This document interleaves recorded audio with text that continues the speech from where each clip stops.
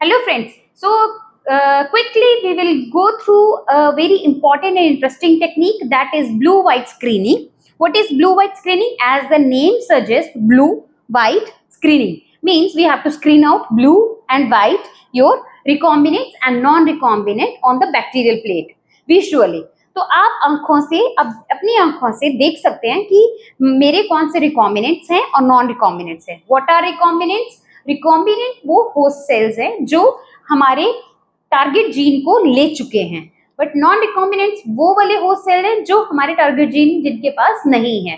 So how this technique is useful in molecular laboratory to while we are performing cloning or while we are going for expression studies or while we are going for multiplying our your gene of interest. So इस technique में एक बहुत ही important enzyme that is beta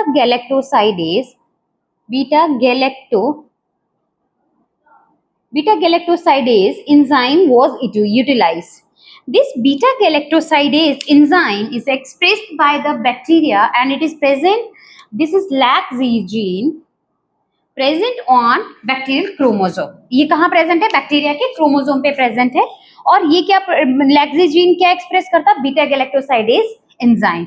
beta galactosidase enzyme it will act on your lactose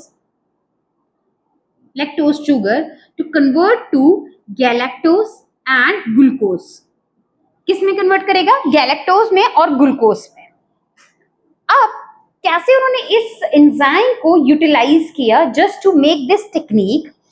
सो उन्होंने क्या किया? In first step they have prepare their host cell. तो first step क्या था उनका? Host cell preparation. Host cell preparation में उन्होंने क्या किया? सपोज ये आपका बैक्टीरिया है और इस बैक्टीरिया में आपका ये क्रोमोसोम है. यहाँ पे आपका LAC-Z जीन जो है वो प्रेजेंट है. अब व्हाट इज LAC-Z जीन? ये जो आपका LAC-Z जीन है ये आपके ओप्रोन सिस्टम में है और LAC-Z जीन जो है इसके पास दो फ्रेगमेंट बनते हैं. One fragment is your alpha fragment, another one is your omega fragment. अब अल्फा फ्रेगमेंट क्या था? Alpha fragment is the end terminal part जो 90 to 93 अमीनो एसिड का था, और जो बाकी का एंजाइम बचता है दैट इज योर, और we can say that rest of enzyme. Rest of enzyme क्या था आपका? Omega fragment. अब इन्होंने कैसे होस्ट सेल को प्रिपेयर किया? जो क्रोमोसोम था, बैक्टीरियल क्रोमोसोम, उसमें LAC-Z जीन था. LAC-Z जीन के दो पार्ट थे, alpha fragment and omega fragment. Alpha fragment में उन्होंने कुछ अमीनो एसिड जो थे वो क्या कर दिए? डिलीट कर दिए. तो अब जब अल्फा फ्रेगमेंट डिलीट कर दिया तो ये अब क्या बन गया? ये आपके पास म्यूटेंट. अल्फा फ्रेगमेंट का क्या बन गया आपके पास? Mutant.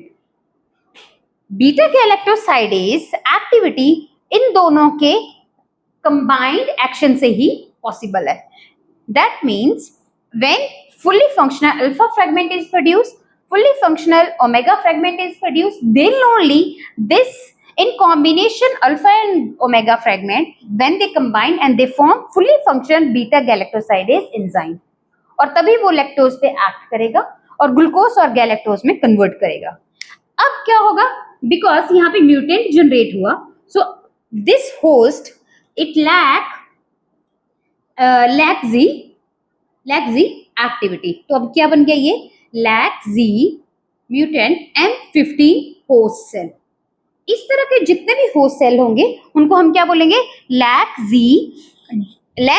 M15 mutated M15 host cells. अब इनके पास fully functional beta galactosidase enzyme नहीं था. अब सेकेंड पार्ट क्या हो गया? This is your host preparation. Next is vector preparation और प्लाज्मिड प्रिपरेशन. वेक्टर प्रिपरेशन और प्लाज्मिड प्रिपरेशन. अब इन्होंने वेक्टर को, इस तरह के वेक्टर्स को करना था, इन्होंने क्या करना है?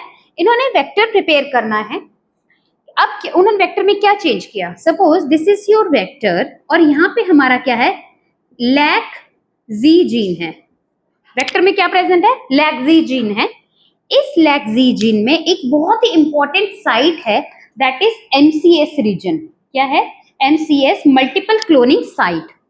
इस मल्टीपल क्लोनिंग साइट में क्या है, बहुत सारे रिस्ट्रिक्शन एंजाइम की कटिंग साइट्स है.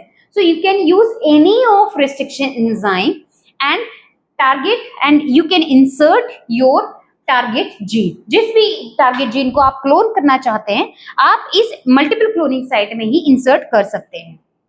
जब आपके पास दो तरह के वेक्टर बनेंगे, एक मैंने इस मल्टीपल क्लोनिंग साइट को यूटिलाइज करना है और अपने टारगेट जीन को इसके अंदर डालना है. अब दो तरह के आपके पास वेक्टर बनेंगे, एक जिनमें आपका लाइगेशन, आपका जो टारगेट जीन है वो लाइगेट हो जाएगा, दूसरा जिनमें आपका टारगेट जीन लाइगेट नहीं होगा.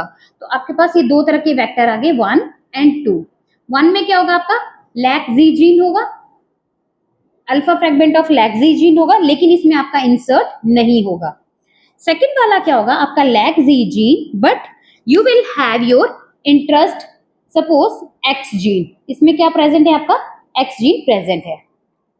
अब क्या होगा, बिकॉज यहाँ पे आपका जीन एक्स जीन प्रेजेंट नहीं है, तो यहाँ पे फुल्ली फंक्शनल अल्फा फ्रेगमेंट जो है वो क्या होगा, प्रोड्यूस होगा. Fully functional alpha fragment produce होगा.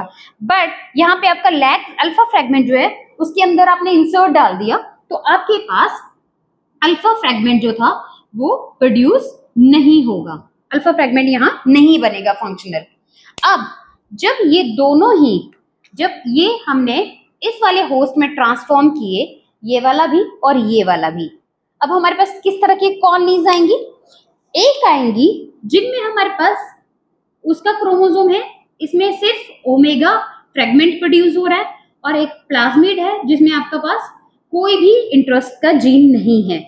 और दूसरी तरफ की कौन सी कॉलोनीज आएंगी जिसमें आपका जीनोम है, ओमेगा फ्रेगमेंट प्रोड्यूस हो रहा है, बट आपका बीच में यहाँ पे क्या है, आपका एक्स जीन प्रेजेंट है.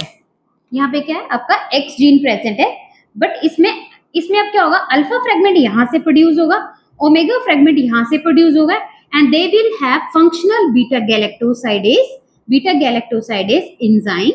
और वो क्या करेंगे, आपके एक्स गैल जो आपका क्रोमोजेनिक सब्सटेंस है which is similar to lactose, तो ये उसके ऊपर एक्ट करेगा और इसमें क्या होगा, ब्लू कलर का आपका कॉलोनीज को, या ब्लू कलर कॉलोनीज जो है वो प्रोड्यूस करेगा. बट यहाँ पे क्या होगा, आपका ओमेगा तो आ गया लेकिन अल्फा नहीं आया, so there is no function of beta galactosidase enzyme. So जो कॉलोनी का कलर आएगा वो एक्स गैल पे कोई एक्टिविटी नहीं होगी. जब एक्स गैल पे एक्टिविटी नहीं होगी तो आपकी कॉलोनीज किस तरह की आएंगी, व्हाइट कॉलोनीज. तो अब हमारे पास जो रिकॉम्बिनेंट है उसमें कौन सी कॉलोनीज आएंगी, व्हाइट. जो नॉन रिकॉम्बिनेंट है उसमें हमारे पास कौन सी कॉलोनीज आएंगी, blue. So this is your blue white screening. This concept is blue white screening. And यहाँ पे आपने देखा कि अल्फा फ्रेगमेंट जो था वो यहाँ पे जो म्यूटेटेड अल्फा फ्रेगमेंट था लेग्स होस्ट का, उसको वो कॉम्प्लीमेंट कर रहा है. So this concept is known as alpha complementation. इसमें क्या कंसेप्ट यूज हो रहा है, अल्फा कॉम्प्लीमेंटेशन. जिसमें अल्फा कॉम्प्लीमेंटेशन होगा उसमें आपके पास नॉन रिकॉम्बिनेंट्स बनेंगे, जिसमें आपके पास अल्फा कॉम्प्लीमेंटेशन नहीं होगा उसमें आपके पास व्हाइट कॉलोनीज बनेंगी. So this is all about blue-white screening, and if you have any queries or doubt regarding this concept or any cloning vectors, you can write to me. Mail ID is given in the description box. So in next videos, what we are going to learn? We are going to learn different type of vectors which we should know for the cloning purpose. Thank you.